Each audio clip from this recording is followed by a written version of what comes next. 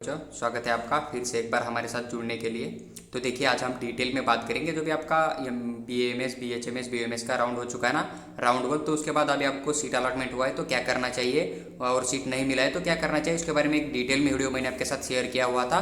तो अभी इस वीडियो के अंदर हम बात करेंगे कि अगर आप राउंड 2 के लिए जा रहे हो तो आपको राउंड 2 के लिए क्या रूल है, राउंड 2 में कौन सी सीट आपको देखने को मिल जाएगा, साथ ही साथ राउंड 2 के पूरे जो भी रूल है CET सेल के कैटेगरी के लिए क्या क्या लागू होते हैं, राउंड 2 के अंदर कौन से बच्चे एलिजिबल है, कौन से बच्चे एलिजिबल नहीं है, किन बच्चों को सीट दिया जाएगा, किन बच्चों को रिजेक्ट किया जाएगा, साथ ही साथ आपको यहाँ पर कौन सी सीट देखने को मिल जाएगा, किस कॉलेज के अंदर कितने सीट आएंगे, तो पूरा डिटेल में बात करेंगे। तो आप पूरा वीडियो देखिए, आपका हर एक डाउट यहाँ पर क्लियर हो जाएगा, जो कि आपका क्या राउंड 2 का प्रोसेस। तो देखिए, सबसे पहले हम यहाँ पर बात करेंगे जो कि आपका अवेलेबिलिटी एंड सीट्स, राउंड 2 के अंदर कौन सी सीट आएंगे, सीट्स कौन से आपको राउंड 2 के अंदर जो है अलॉट किया जाएगा। तो देखिए, जो सीट्स यहाँ पर seats not allot during round 1, round 1 के अंदर कौन सी सीट अलॉट नहीं किया जाता है, वो पूरे के पूरे सीट जो है आपको राउंड 2 के अंदर अलॉट किया जाएगा। मान लीजिए कि कोई एक्स नाम का कॉलेज था, उसके अंदर टोटल 60 सीट अवेलेबल थे, लेकिन इसमें से कुछ यहाँ पर 40 सीट स्टेट कोटा के यहाँ पर अलॉट किया हुआ है गवर्नमेंट ने राउंड 1 के अंदर। तो जो बचे हुए 20 सीट है ना, वो पूरे के पूरे यहाँ पर राउंड 2 के अंदर अलॉट किया जाएगा, इस बात का ध्यान रखिए। तो जो भी सीट राउंड 1 के अंदर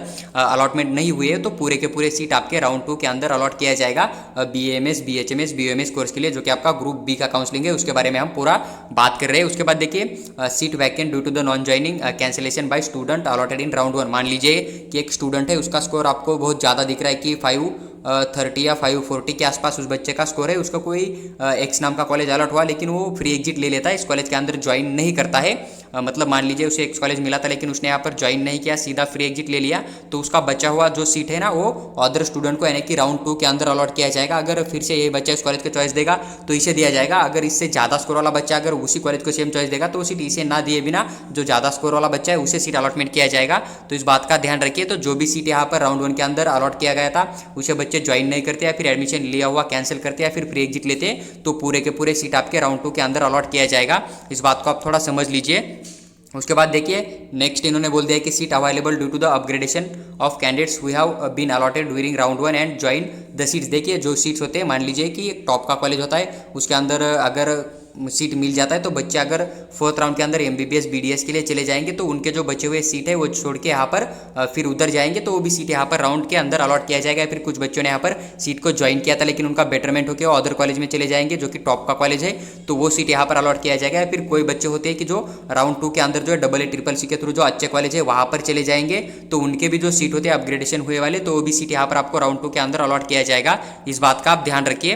उसके बाद देखिए, इन्होंने बोल दिया है कि candidates are eligible for seat allotment in round 2। Round 2 के लिए कौन से बच्चे एलिजिबल है, राउंड 2 के अंदर किन बच्चों को सीट अलॉटमेंट किया जाएगा, इसके बारे में देखिए। यहाँ पर इन्होंने बोल दिया है कि registered candidates who did not fill choice in round 1। आपने रजिस्ट्रेशन फॉर्म राउंड 1 का फिल किया था, या फिर अभी जो MBBS BDS का 3rd राउंड था ना, उसका फॉर्म फिल किया था, लेकिन आपने राउंड 1 के अंदर अगर चॉइस फिलिंग नहीं दिया था तो भी कोई प्रॉब्लम नहीं है। आप राउंड 2 के अंदर चॉइस फिलिंग करके राउंड 2 में पार्टिसिपेट कर सकते हो। आपको आपके स्कोर के हिसाब से जो कट ऑफ जाएगा उसके हिसाब से आपको पूरा का पूरा सीट अलॉटमेंट किया जाएगा, इस बात का ध्यान रखिए। उसके बाद देखिए, registered candidates who participate in round 1 but did not get any seat allotment in first round. देखिए, आपने रजिस्ट्रेशन फॉर्म राउंड 1 के अंदर फिल किया था, आपने राउंड 1 के अंदर जो है चॉइस फिलिंग भी कर दिया था, लेकिन किसी रीजन के वजह से या फिर आपका स्कोर कम था उसके वजह से, या फिर आपने कम कॉलेज जो है चॉइस फिलिंग के अंदर डाल दिए थे, तो आपको कोई भी सीट अलॉटमेंट नहीं हुआ था राउंड 1 के अंदर, तो आप राउंड 2 के अंदर चॉइस फिलिंग करके पार्टिसिपेट कर सकते हो। राउंड 2 के अंदर अगर आप ज़्यादा कॉलेज डालोगे या फिर आपके कट ऑफ तक जो है कॉलेज अलॉट हो जाएगा, तो आपको राउंड 2 के अंदर 100% सीट अलॉटमेंट किया जाएगा। आप यहाँ पर बिल्कुल राउंड 2 के लिए एलिजिबल हो, कोई भी आपको परेशानी नजर नहीं आएगी।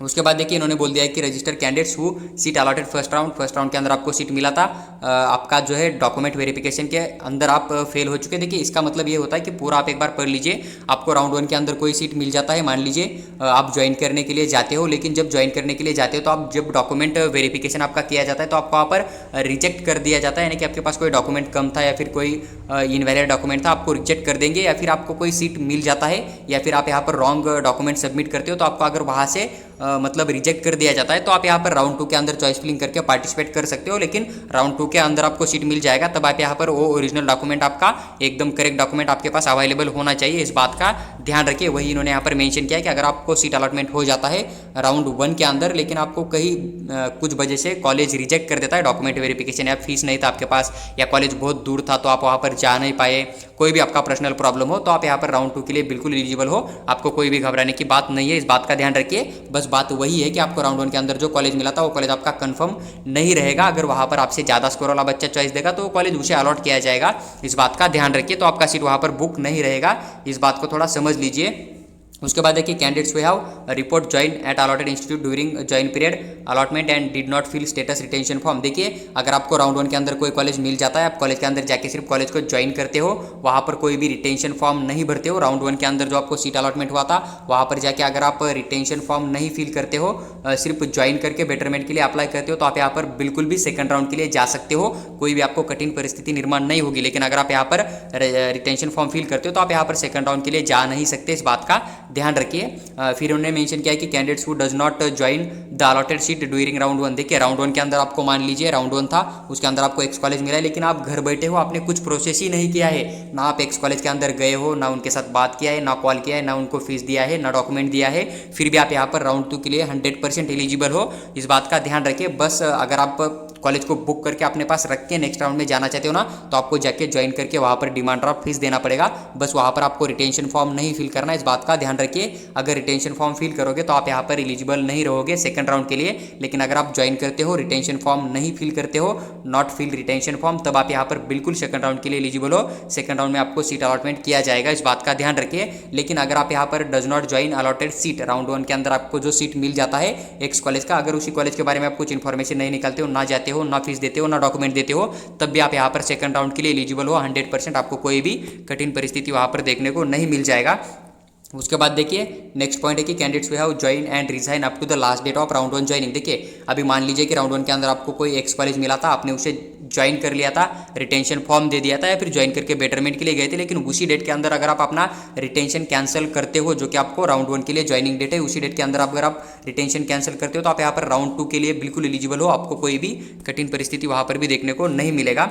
उसके बाद देखिए कुछ रूल है इनके, candidates will have to fill fresh choice for round 2। Round 2 के लिए आपको फिर से चॉइस फिलिंग देना पड़ेगा, आपका जो राउंड 1 का चॉइस आपने दिया था वो आपका वाइड यानी कि 0 माना जाएगा, इस बात का ध्यान रखिए। आपको राउंड 2 के लिए फिर से चॉइस देना कंपलसरी है, इस बात को आप थोड़ा समझ लीजिए। उसके बाद देखिए if a candidate is not interested participate to round 2 should not fill preference for round 2 such candidates who have joined during round 1 will round 1 seat allotted status। देखिए अगर आपको राउंड 1 के अंदर कोई कॉलेज मिल जाता है जैसे कि एक्स नाम का, आप यहाँ पर राउंड 2 के अंदर नहीं जाना चाहते हो, आपने रिटेंशन फॉर्म दे दिया है, तो आपको राउंड 2 का चॉइस देने की कोई भी जरूरत नहीं है।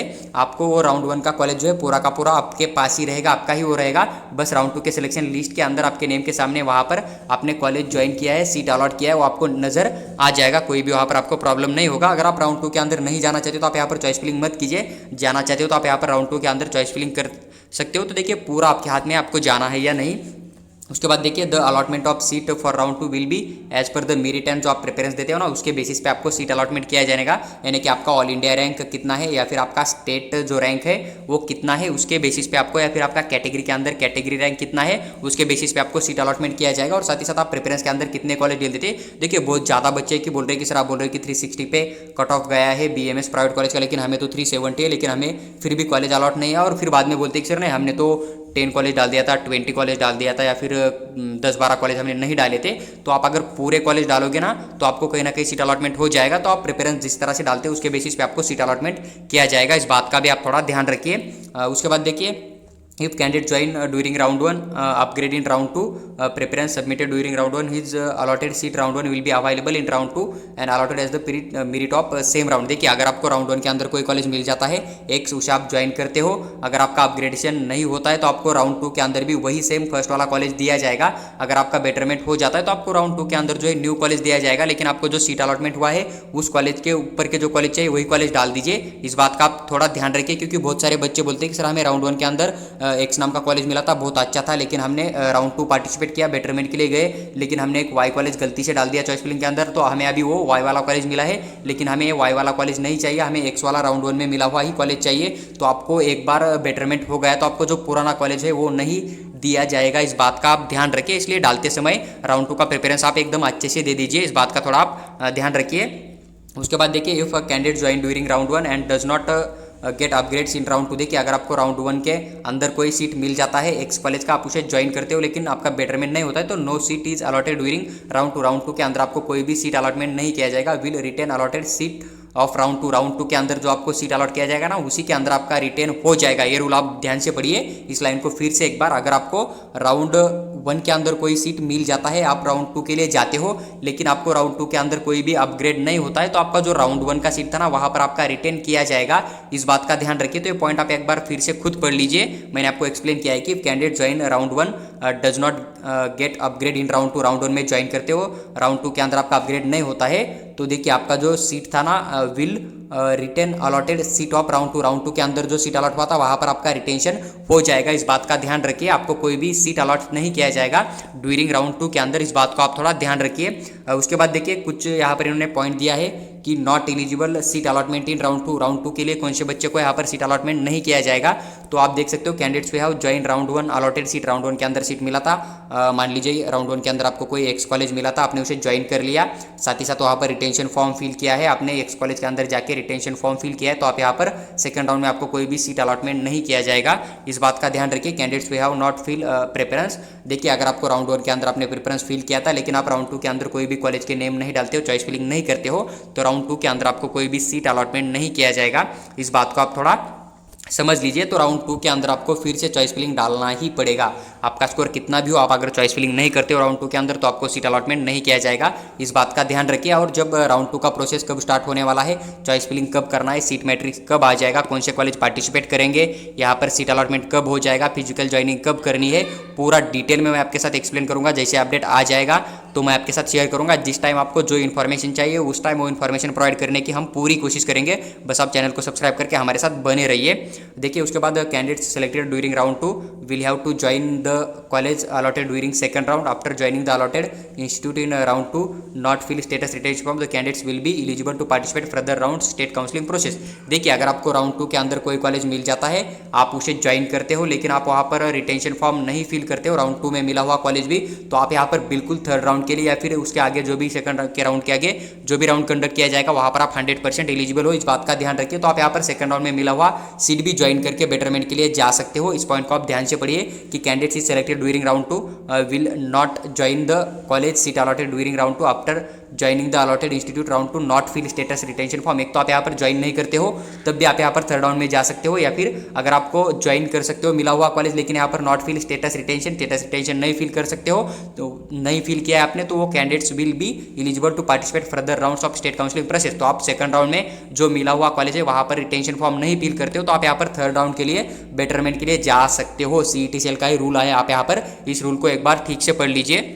उसके बाद देखिए एक पॉइंट है कि if candidates does not join the selected seat during round 2 will eligible for further rounds selection only after reservation of round 3 by paying online registration as per the rule number. देखिए यही बोल दिया है कि देखिए if candidates does not join the selected seat during round 2 will eligible for further round selection only after registration again for round 3। देखिए यही बोलना है इनको कि राउंड 2 के अंदर अगर आपको सीट मिल जाता है, आप फ्री एग्जिट लेते हो, उसे ज्वाइन नहीं करते हो, तो आपको राउंड 3 में जाने के लिए एक बार फिर से रजिस्ट्रेशन फॉर्म फिल करना होगा। तो ये भी एक रूल है, इस बात का ध्यान रखिए। इसलिए राउंड 2 के अंदर जो कॉलेज आपको चाहिए नहीं वो कॉलेज मत डाल दीजिए। बहुत सारे बच्चे ऐसे हैं कि उनको बीपी बहुत अच्छा स्कोर है, मान लीजिए कि किसी बच्चे को 300 स्कोर है, उनको BHMS मिल सकता है, लेकिन वो BPTS को डाल देंगे और फिर बोलेंगे कि नहीं सर अभी हमें थर्ड राउंड में जो है BHMS मिल जाएगा तो हमें BHMS करना है, हमें फिजियोथेरेपी नहीं करना है। तो आप गलती मत कीजिए, फिजियोथेरेपी मत डाल दीजिए सेकंड राउंड के, क्योंकि डाल देंगे तो आपका कोई नुकसान नहीं होने वाला है। बस 1000 रुपीज़ आपको फिर से पे करना पड़ेगा और फिर से एक बार रजिस्ट्रेशन फॉर्म फिल करना पड़ेगा। इस बात का आप ध्यान रखिए।